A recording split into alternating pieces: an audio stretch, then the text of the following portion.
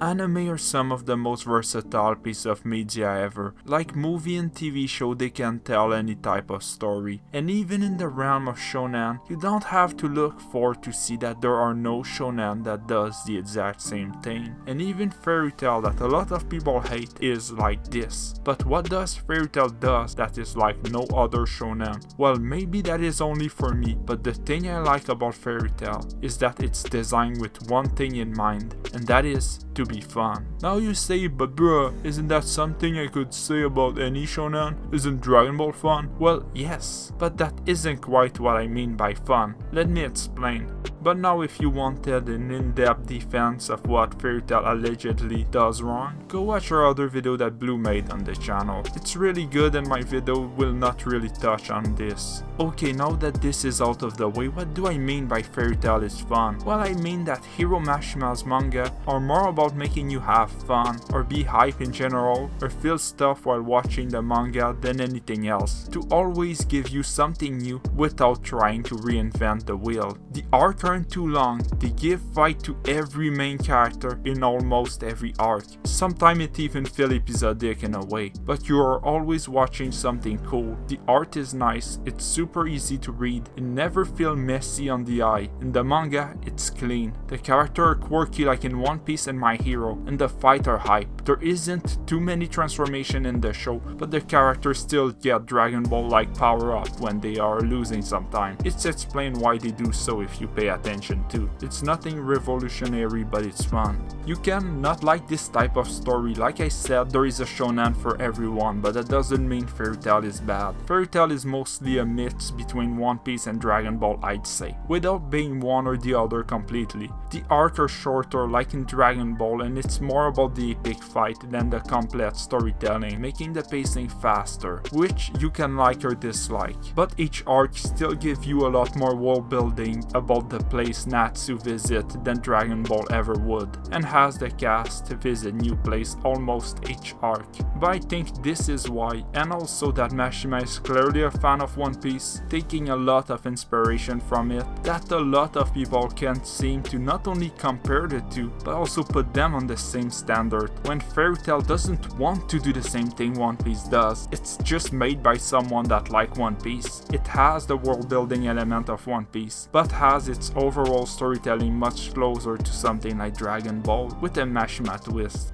Like, take when in the Grand Magic Game arc, Natsu and Gagiel fight against Rogue and Sting, a classic fairytail fight. It starts with Natsu and Gagiel on the upper hand, but where you see that Rogue and Sting still hasn't showed us everything they could do, like they could turn things around. But then just to show us how strong they were and truly crush Natsu and Gagiel, both of them transform and so become even stronger. So it's hype to watch. How will fairytail win? But then Natsu revealed that he and Gagiel were from the beginning stronger than both of them even transformed. Not even like Natsu and Gagiel together, but Natsu or Gagiel could have beat both their asses by themselves. They were just playing with them, and it's even more hype to watch. But doesn't that seem weird when it's presented that way? Kinda. I mean, it sounds badly written, but that is not the case. Because the way the fairytail manga designed this fight was to start by giving you reason to hate Sabretooth, the guild in which Rogue and Sting come from. Setting up at the start of the arc that because the cast was time displaced in the previous arc, that's kinda long to explain, so just go with it, that they could be weaker than their opponent. But at the same time, maybe not, because the gang was trained by Yolter Dragon Ball style. So we had no way to know who was stronger between the two, so it made sense they could beat Rogue and Sting. The fight would be our answer to how strong Natsu has become after all. If you look back on it, you see that Natsu playing with them, even if he would probably do that, may seem lazy, but if you think about it, every choice in this fight was made to make a simple fight in a epic showdown that keep you on the edge of your seat. the crazy part is, after making all those decisions to make the fight more hype, it still made sense on a narrative level. This fight make actual sense, and when you read or watch it, it's fun. You never know what will happen next, but Mashima always keep you wanting to watch the rest because you really want Natsu to win. Okay, now tell me honestly, doesn't any of that sound cool to you? Are you really telling me you're too good for all of this? That none of that sounded in any way like something you think is cool? If yes, well, shit, okay. Maybe fairytale is not for you then. But you get the point, I hope. You can see why I like it.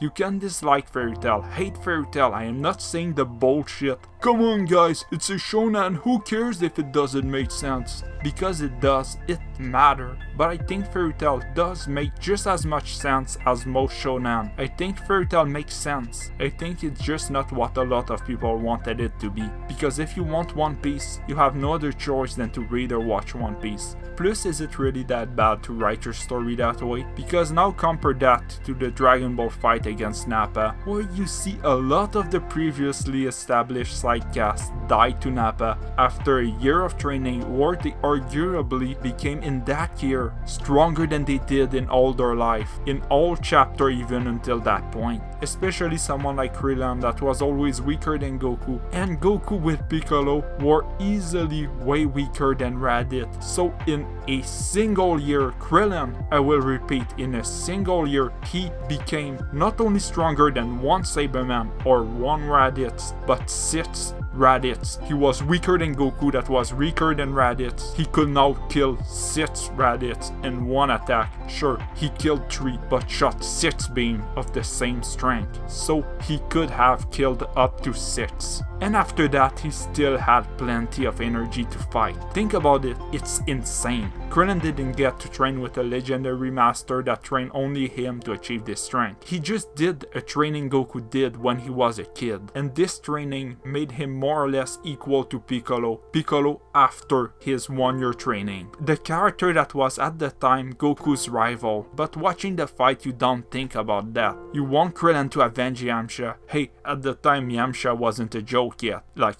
that's the point where he mostly become a joke. So he wasn't a joke before that. So you wanted Krillin to destroy the Saberman. Like, you wanted Natsu to win. The point is that the fight with Nappa is designed to be hyped to watch. It makes sense, but is written in a way to hype you more than anything else. Every Dragon Ball fan liked the Saiyan saga. It's arguably one of the best arcs in all Dragon Ball. In all shonen, some would argue. But as you can see, it's written in a similar way to fairytale. So why hate fairytale for it?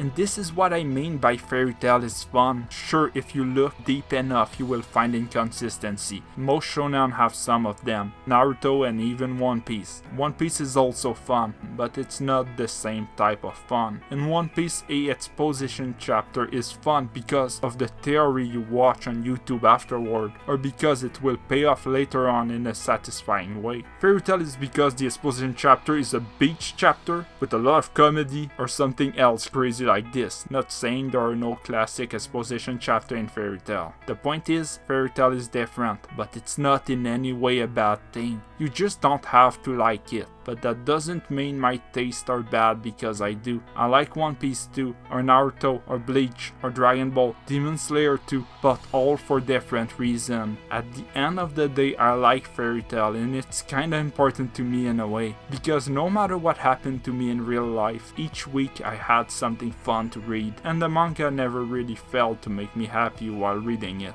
I don't know if this video made any sense at all. I just wanted to explain how I felt about the manga I like. If you want a more cohesive defense of the flaw of fairytale, just watch Blue's video on the channel, it's good. So yeah, don't forget to leave a like and to subscribe if you like the video and to want more videos like those. Thanks for watching.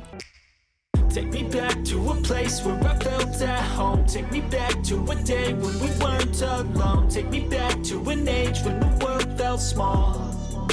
Way back before we blew it all. Take me back to a place where I felt at home. Take me back to a day when we weren't alone. Take me back to an age when the world felt small.